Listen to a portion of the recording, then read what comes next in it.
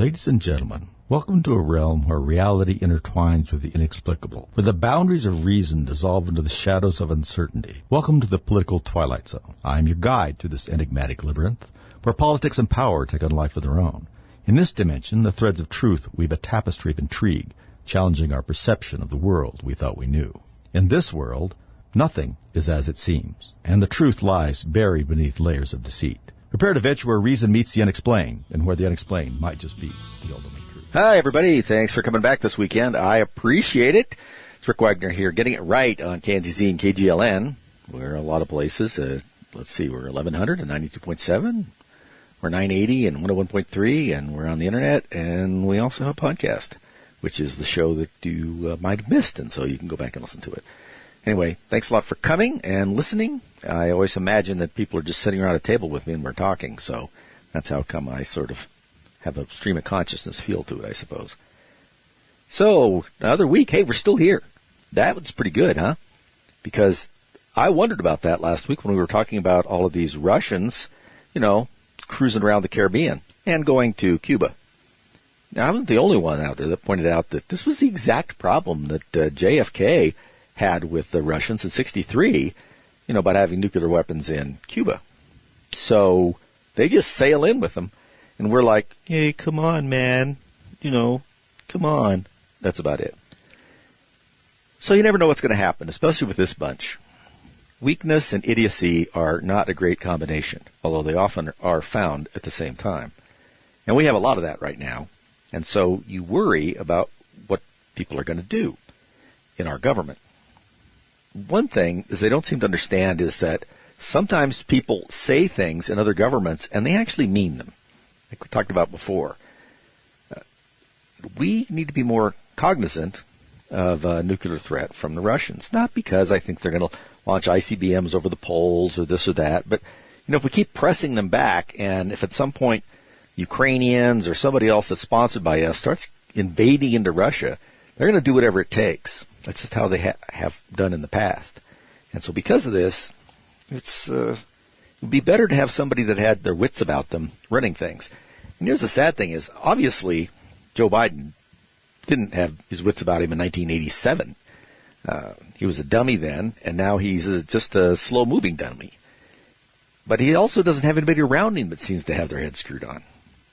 The best is he's got some people that I think they believe that they're pretty good at winning campaigns, but they don't have any real ability to do what we like to think of as governing. Yeah, that would be a good thing. To try and actually make things better for people and use the tools and the levers of power that our framers put in with our Constitution in the way they're supposed to be used. These executive orders are way out of hand, speaking of that. There was no idea that the president would wield this kind of ultimate authority over so many different things when the framers were discussing the powers in the Constitution.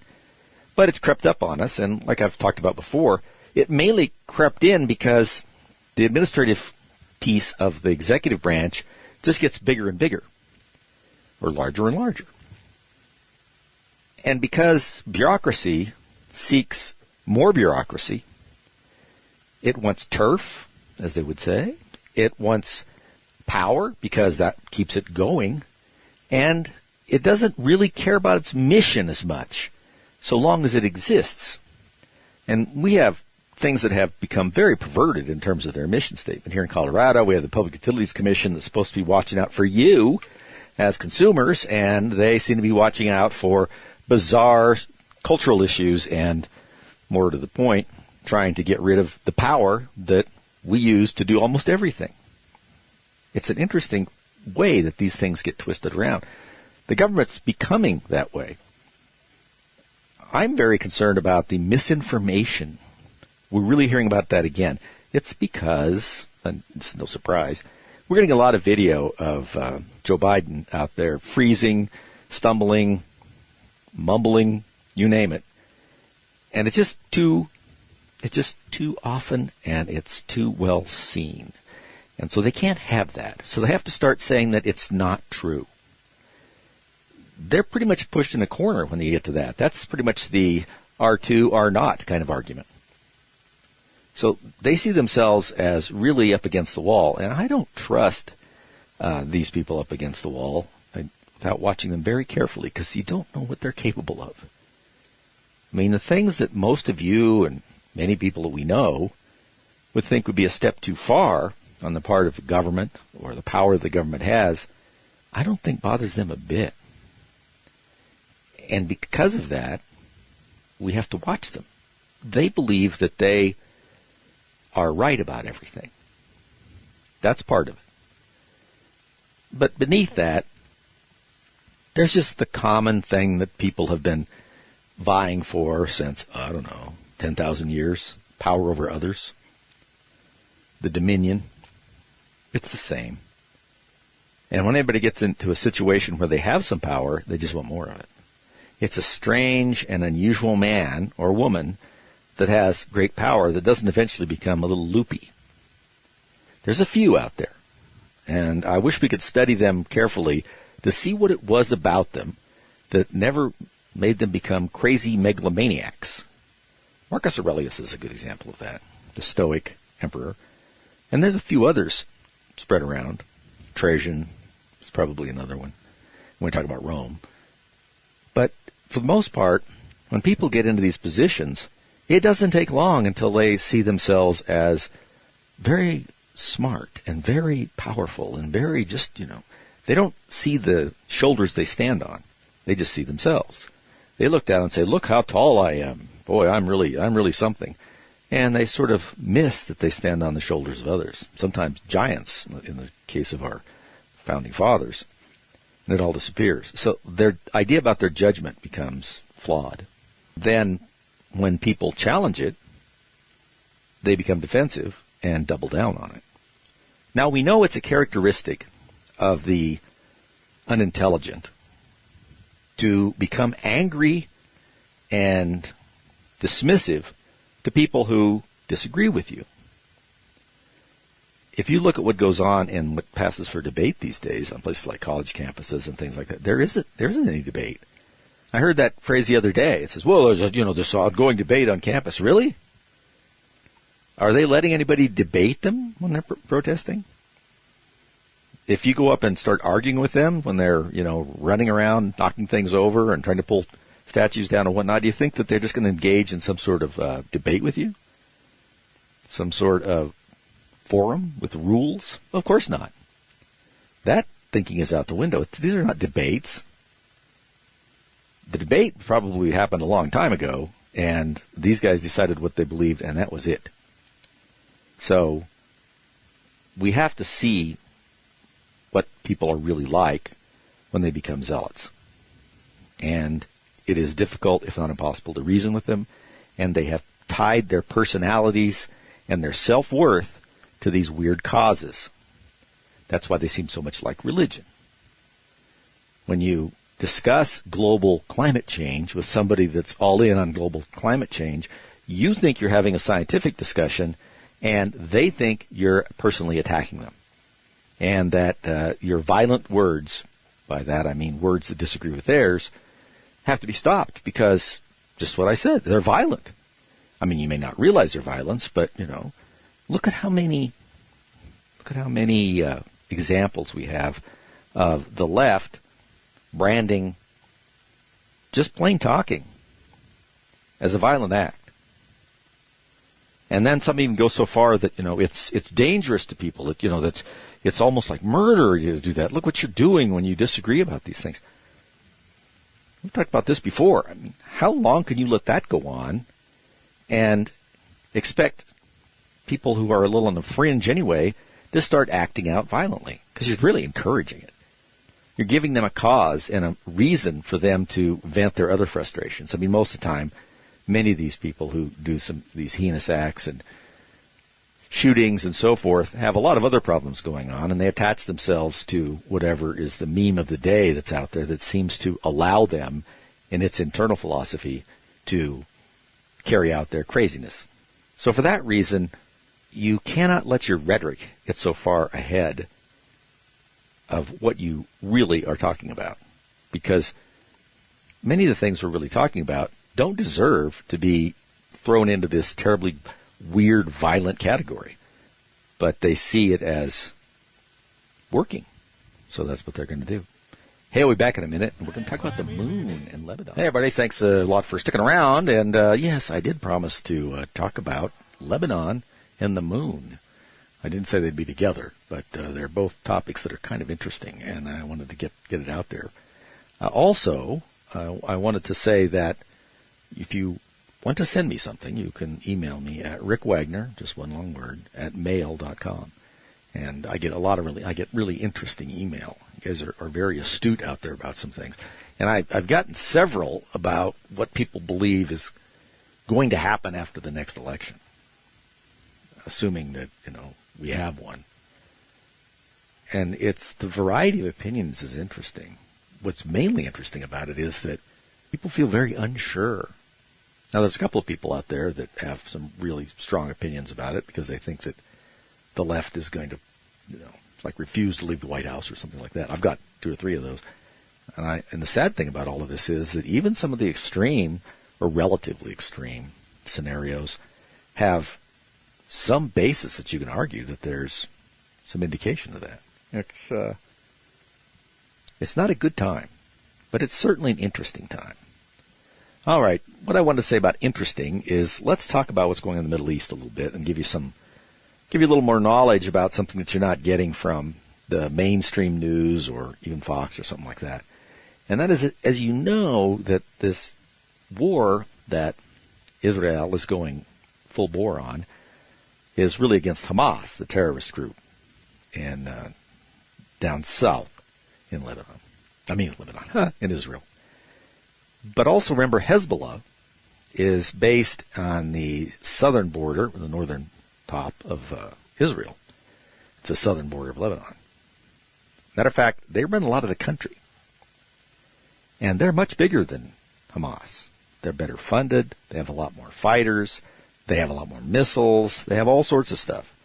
And they've been perking up a little bit. You may recall that this last week they decided to fire a bunch of missiles into Israel because the Israelis ended up killing one of their semi-important commanders. So you think, what's going on in the Middle East? One of the reasons is that some of these times we talk about these areas like they're regular countries. And they're not. They have borders, sort of, but they're not run like we think of as countries. They're run sort of like corporations in the middle of a big proxy fight with everybody trying to, fight everybody else for control. And we look at Lebanon, which is going to prove important, I think, in the next couple of weeks if there's anything from Hezbollah. Because the IDF, the Israeli Defense Force, cannot let them just do whatever they want to up there. On the other hand, Hezbollah probably has 100,000 fighters, or people they can turn out anyway. And they're much better financed. And they've been sitting there having more of an organized situation because they can be out in the open right on the border. So at some point, you wonder if there's going to be more movement from them. I don't think a conventional invasion per se, but maybe another incident like the October 7th, something like that, and then, waiting for the Israelis to respond and then hit back in some very unfortunate way. But, Lebanon itself, the Lebanon Armed Forces, are pretty small compared to everybody else. They rely pretty much international aid and donations and equipment. And they get a lot of their equipment and stuff from us and from France, by the way. And they're not really focused as an external army or navy or whatever we want to look at, whatever piece we want to look at, because they're pretty much spending most of their time on internal security, counterterrorism, and some border control, and of course, trying to keep the extremist groups that are trying to divide the country up or the area up from winning and taking everything over. So somebody has a little more control, so they run the Lebanese armed forces, but they don't have enough to keep the whole country on the same page. And they've had operations against some of these groups in the north and east, and they still have tensions with Israel. And Hezbollah, you may recall, is a Shiite militia. Remember that the Islamic, for the most part, the Islamic followers are divided into the two large groups, Shiite and Sunni. They don't really get along very well. and is often the case with religious differences. And so there's some Sunni influence in Lebanon, and Hezbollah is powerfully Shiite, and of course, so is Iran. So the political figures over there, you can't hardly get your arms around them when you're trying to figure out what's going on. Like, what are they going to do? Well, who's going to do it? Well, the president, the prime minister, the parliament speaker, all these people have very limited power. There's also a guy over there named Hassan Nasrallah, who plays, as they describe, a crucial role in the government, and he's the head of Hezbollah. They also have a pretty good presence, as Hezbollah, that is, in what passes for their parliament over there. And so they have some alliances that they hook up with, and so because of that, it's very difficult to get anything accomplished to settle our own problems, because the problems they're trying to settle are in the power base that they're working with and have significant presence. I mean, the last election they had in, 2022, I think 2 years ago, I think it was in May, nobody had a clear majority of anything. It's hard to get these people to get alliances because they're so at odds with one another. Many of them can't find hardly anything to agree on. So it makes the country very unstable, which, by the way, is all in Hezbollah's favor. Lebanon doesn't have any economy right now. You may recall that we had fighting in Lebanon going on when Ronald Reagan was president. And the whole banking sector has collapsed in there. They have inflation that's much worse than ours, if you can imagine. And they use, by the way, I think they use the Lebanese pound. So sort of there's that British influence. And they never came out of the COVID-19 lockdowns because their economy is just not strong enough to throw that ridiculous stuff off we were doing. And so they can't even provide basic services in there. I'm just kind of giving you a idea of what's going on and what could be a very important area if things go south, or north in Israel, south in Lebanon. And if you understand that this area, and you go back to the Crusades and all this stuff, the whole area has Christians, Greek Orthodox Christians, Muslims, both Sunni and Shia, and there's a group there called the Druze. And so all this diversity, remember, diversity is strength, right? Diversity is strength. Doesn't seem to be working that way in Lebanon, or really any place else where you have these kinds of sectarian areas. The diversity is not helpful, and the public is highly polarized, right? Because they're all revolve around these different groups that they associate with, and they associate with them more than they do with as a country. They are more interested in themselves being members of Shiite and Hezbollah and things like that than they are being Lebanese per se, at least many of them. So how do you fight that? So there's no identity there. There's no clear identity. There's just people that are more violent and, sort of their rhetoric is more obvious than someone else. They haven't had any real territorial changes in there, but for practical purposes, in the south of the country and in part of Beirut, Hezbollah really pretty much keeps it going. They're running the thing. They're so weak now because of this constant forever war internally that they've been having going on since the 80s, that it's easy for groups from Iran and Saudi Arabia and so forth to interfere in things by supporting various other groups in the country. Now, what probably is helpful is that Iran, who supports Hezbollah, does not like Saudi Arabia because they are Sunni. So Saudi Arabia and some of the other Gulf states there, they support the Sunni factions, while Hezbollah is supported by Iran, is the Shiite factions. These things are really more important than people know because it really is a case of how people identify. And people wonder why some of these countries don't take some of these refugees. Well, as I looked at this, Lebanon has over 1 million Syrian refugees that they're trying to do something with now. They don't want any more. They don't have the infrastructure to deal with it. It just doesn't happen.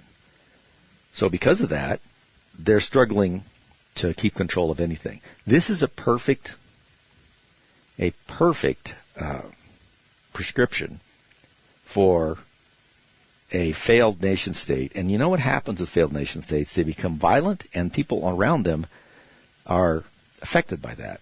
We can look at Mexico. It's not Lebanon, but it ain't great. And much of Mexico could be classified as a failed nation state. A lot of the northern provinces are not, no matter what they say, under really significant control of the central government. They're run by criminal organizations. Either criminal organizations pretty much run them themselves, or they so control the levers of power that seem to come from Mexico City, but they're not really. They may be the federal militia, but they are, in fact, controlled by the cartels for various ways: money, fear, things like that. Well, you can imagine if it's even worse in Lebanon, how much of a powder keg that is with all this stuff going in Israel. And we will see what happens there. I just want you guys to know that that's a place to keep your eye on, and we're not watching it enough. I'm very interested in it because that's where things could really go in a different direction. We'll be back in a minute with the moon. Okay, everybody. Thanks for sticking around. Now, I'm going to try and get back on track here. I have to admit, I'm not doing as focused a show lately as I would like. I have too many things I want to talk about, too many notes, and it's hard to get them all in. It makes me feel a little disorganized. I'm going to have to sit down before the show every time now and get these things lined out.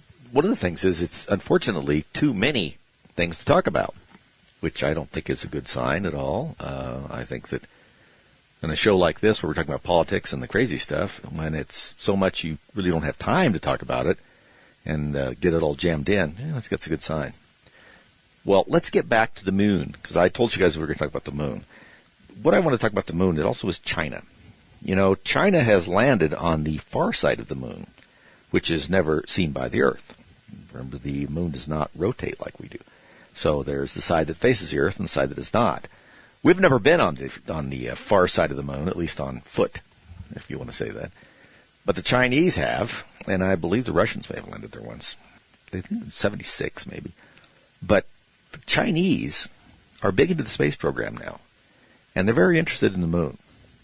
Now, there's a scientific interest in it because it can tell you a lot about the formation of the solar system, how things get made in terms of planets, and how metals and materials and minerals are formed when planets formed by studying the composition of various places like the moon and then, of course, the Earth and then other places, so we can kind of compare and contrast them. But beyond that, China wants its population to know that they're the king bee of space travel here pretty soon. And I was reading some of their what they're saying about it. Here it is. It's, let's see, to explore the vast cosmos, develop the space industry, and build China into a space power is our eternal dream. The space dream is part of the dream to make China stronger. Ever heard anything like that in the United States? No. Some people out there say, oh, my space program, I mean, it's just, it's all sort of, theoretical, and we should spend our money on other stuff. Not really. We've gotten all sorts of things from the space program in terms of advances in technology. But beyond that, China likes the idea of being on the moon because it lets them be above us. Now, you may notice that the moon is the high ground. And most people who are interested in battles and strategic advantages will tell you it's always good to hold the high ground.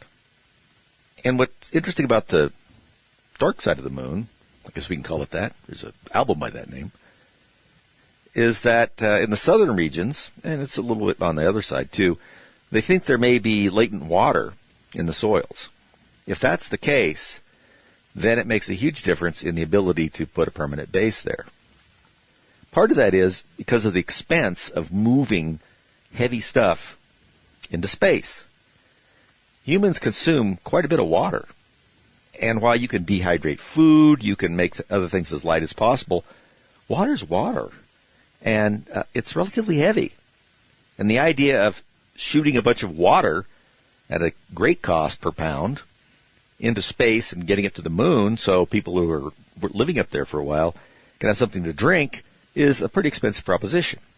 So if they can extract it from the material in the moon, if it's bound up in there, then that makes a big difference about whether or not a base is viable or how much a base would cost.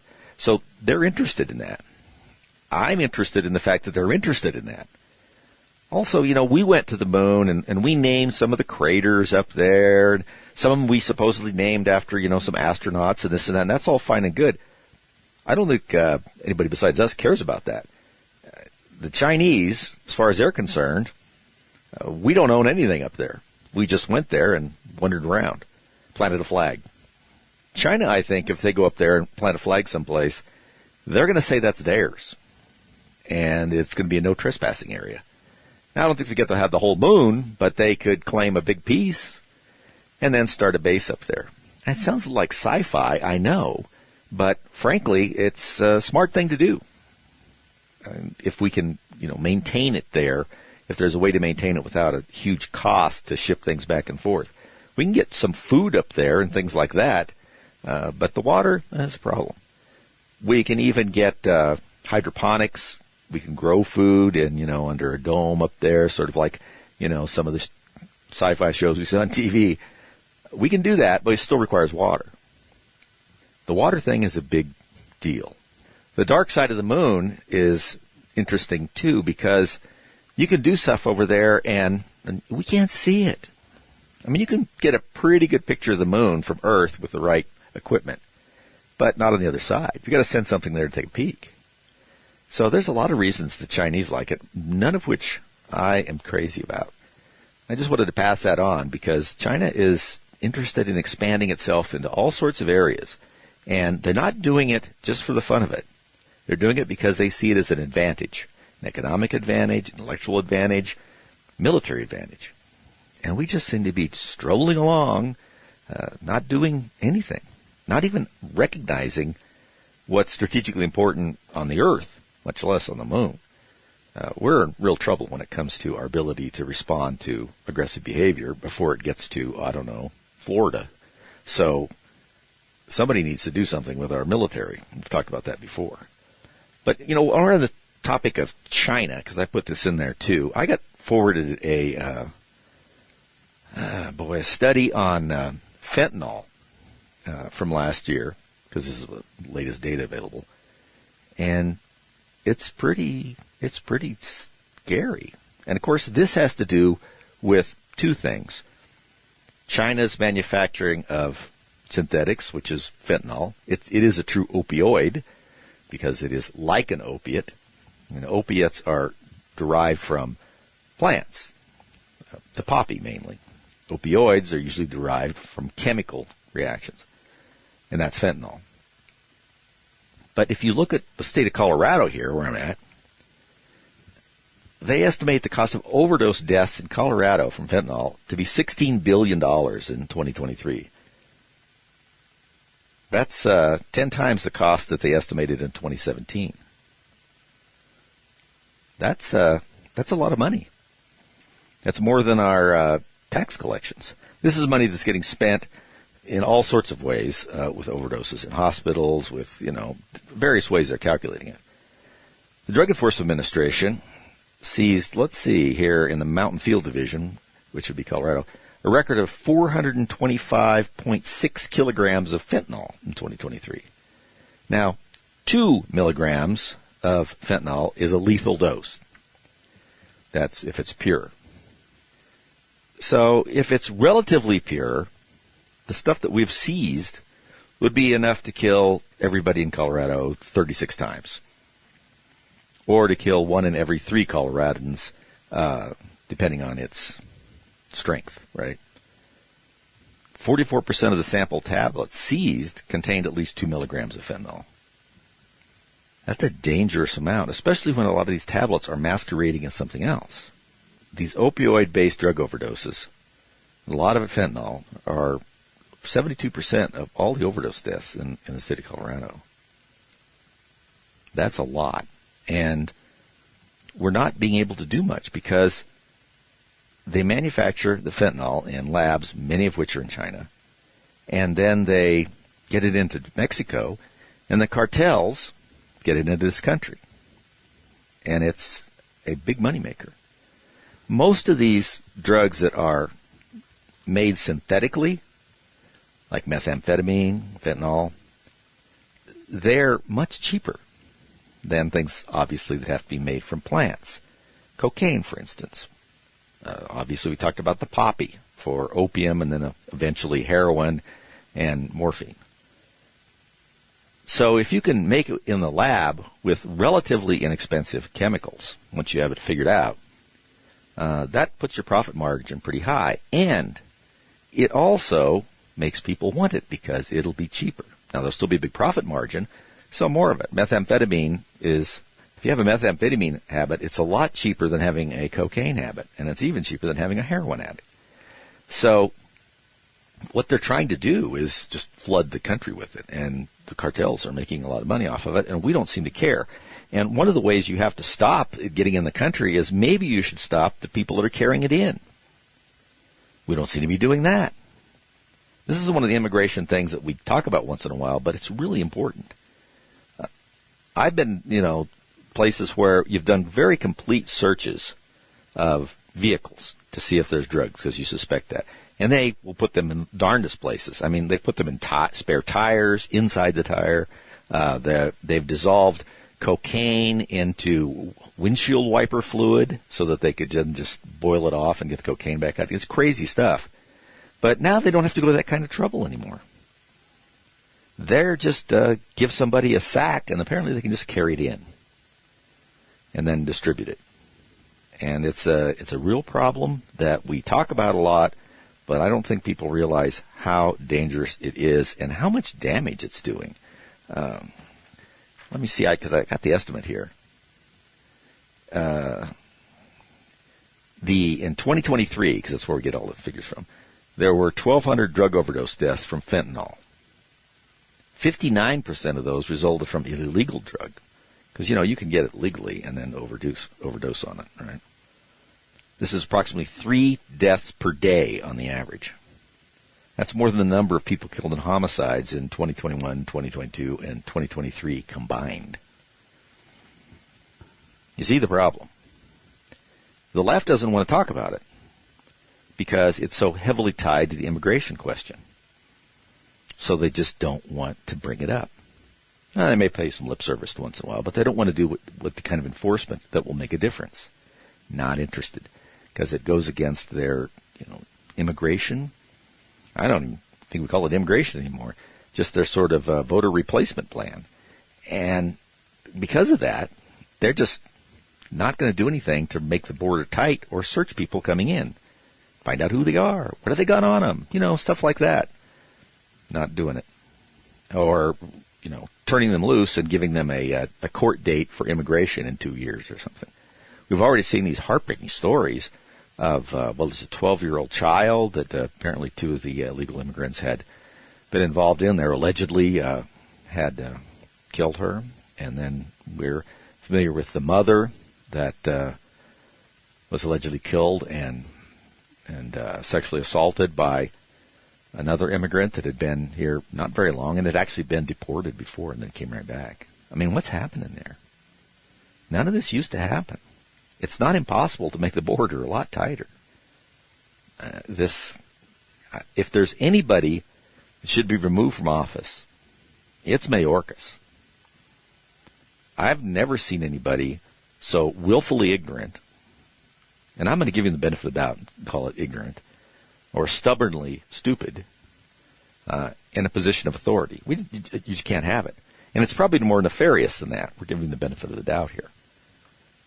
But if we don't stop the immigration flooding across the borders, there's just a whole raft of things, and this is just one of them, that are going to be a problem.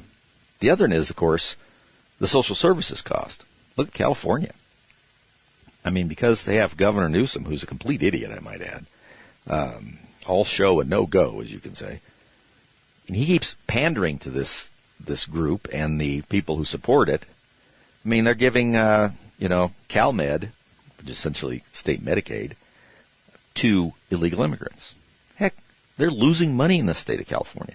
They had a great big surplus after the pandemic and shutdown because the federal government, during that time, surprisingly, gave them a huge amount of money. to combat the epidemic or pandemic at the time. Well, they spent all that, and then they continued to spend on the same idiot ideas. And in the meantime, they've been doing things like, first, refusing to do things like they haven't built any reservoirs or ways to store water in California, and they're getting short on water in, I think since the 80s probably. But they did spend some money destroying, I think, 3 or 4 dams so that the rivers can run free. And they have a serious problem in a lot of the farming areas with not enough water. And you think, how can you just be so blind to it? Well, it's easy. You just don't pay any attention. You just believe that whatever you're thinking is the most important thing. And what the other people have to suffer, well, that's too bad because it's all for the common good. Really, because it almost never affects the people making those decisions. California is an interesting state, and having living in Colorado now, we're sort of like the slower, dumber brother, younger brother of California, where wants to be like his big brother, but is even slower on the uptake. Something happens in California, and a couple of our low information types in the legislature thinks we should do it here without even, I'm thinking about it. Apparently they didn't think about it in California, so why should we think about it here? So we're seeing a lot of that. But beyond that, and it isn't just people moving here, it's our legislators. I mean, it's the people we've elected, well, not us maybe, but certainly the Front Range, that are some of the dimmest bulbs in the whole house.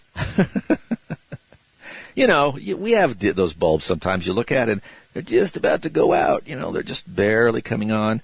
That's these people's whole lives, okay? That's probably as good as it gets for them. And somehow they end up in our legislature.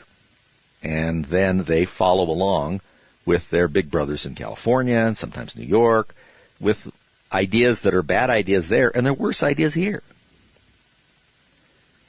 Look at the problems in the Denver metro area with the homeless. Denver's one of the worst cities now.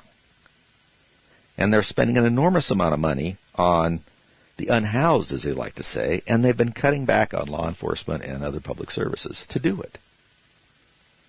Places like New York are building essentially hotels to stick these people in, immigrants and the unhoused, at a great cost. You can imagine if you asked the government to build something, what a great deal it would be. How much savings would be involved in their efficiencies? Oh, so much.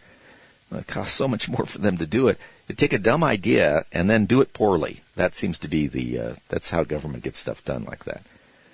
But so we're just siphoning it away. And because of that, California, for instance, is running out of money. I mean, right now I think their budget deficit's about $45 billion. And they had like a $90 billion budget surplus like 2 years ago. Now it's like in the deficit's like 43. I think that they're on track easily to end up with a budget deficit about 70-something. And I believe if you look at the projections and run it, they could easily hit in the 90s. Deficit. How's that happen? Well, no matter how much money you have, if you spend it on stupid things, that's what happens. We see that. I mean, Mike Tyson, who I like to bring up because Mike Tyson made $50 million during his boxing career originally and didn't seem to be able to hold on to any of it. And has been said, that he's not really sure what happened. Well, it's what happens to a lot of people.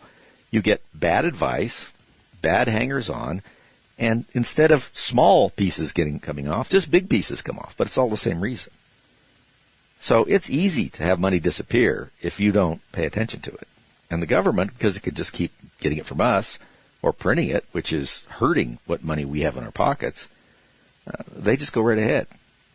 So we need to think a little bit ahead on these things and say, we're not going to become California as a nation, and we certainly shouldn't become a state here in Colorado, but that ship may have sailed at least a little part of the way out of the harbor anyway. We're in big trouble here. In California, they try to support it, in fact, because the coast, if you go from, say, Santa Barbara up to San Francisco, along the coastline there, that's where all the money is in California, all the big money. I mean, I think there's like $7 trillion in assets and money along that coastline. So the people living there, or at least some of the people living there, because there's a lot of people who aren't doing well in those cities either. Really a lot of people. But there's a concentration of capital there that enables those people to be extremely powerful on the political scene. And at the same time, have that great thing we talk about, no exposure to the policies that they advocate. They get to feel good about, well, we should give all these people free stuff, and I'm going to give a lot of money to a politician who's on board with that. Yeah, well, is it going to affect you? Of course not. It's it's irrelevant to you.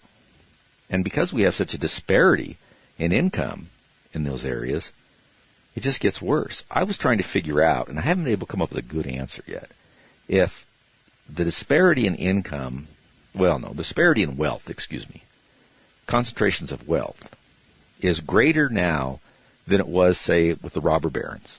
And we think of those as the Jupiter Pierpont Morgan, the Vanderbilts, the Gould, all those people that, were extremely wealthy at a time when other people had very little money.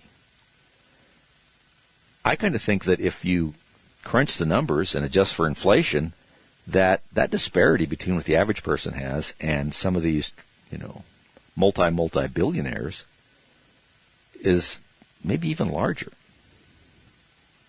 So their ability to influence things and not be affected by them is very troubling. And it does not make for a healthy society. You know that, I know that, but apparently they don't care about that. I think they know it too, but they don't care. It's just easier. You let everybody else campaign to tear down a wall, and then you build a wall around your place bigger. Yeah. If it doesn't work, well, why does your wall work? It's just absurd. And we let that absurdity, I think, just stand out there. And so the politicians in these states are following the money and the influence. And that's the kind of places that it comes from. So if we don't make some changes in probably this next election, and I talk about this all the time, I know we'd be telling everybody all the time that each election is the most important in their lifetime. Might be. This is certainly the most important and going to be in your lifetime. I think it's probably the most important since, let's see, I don't know, 1864. If we don't change things, we're not going to be able to stop the decline.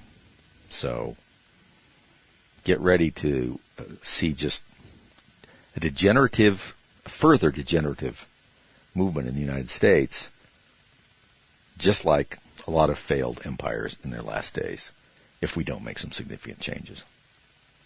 And the problems will accelerate as time goes by.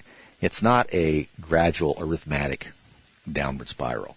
It gathers force and goes down faster and faster. So that's why we got to stop it now. Hi, folks. Thanks for listening. We're back next week. Listen, if you'd like to listen to more and you want to maybe perhaps have someone else listen to our podcast, you can do so either by going right to our webpage, politicalviking.com, or therickwagnershow.com. Both of them will take you there. You can get links right directly to our podcast, or you can hear our podcast on Podbean, on iTunes, and Spotify, and a couple others. So you can find us. We appreciate it if you do. And if you've heard the show, you want somebody else to hear it, that's a good way to send it to them. Thanks for listening.